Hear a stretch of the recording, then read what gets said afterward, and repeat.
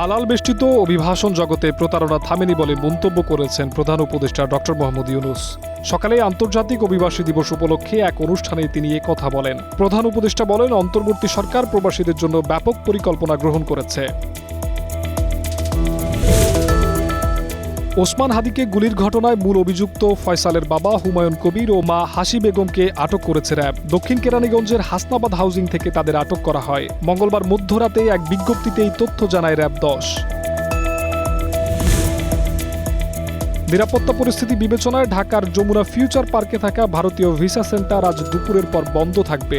এই সময়ে যাদের আবেদন জমা দেওয়ার কথা ছিল তাদের জন্য পরবর্তীতে সময় নির্ধারণ করা হবে। ভারতীয় ভিসা সেন্টার এক বার্তায় বুধবার এসব তথ্য জানিয়েছে।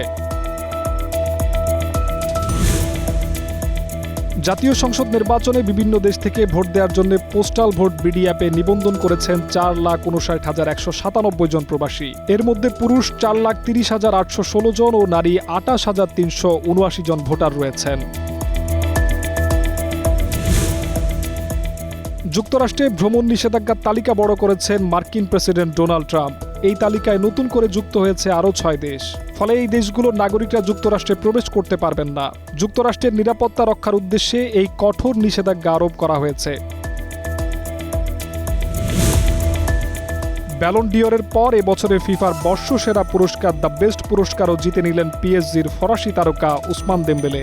53 ম্যাচে 35টি গোল করার পাশাপাশি 16টি অ্যাসিস্ট করে পিএসজিকে প্রথম চ্যাম্পিয়ন্স লিগ জেতানোর স্বীকৃতি পেলেন তিনি।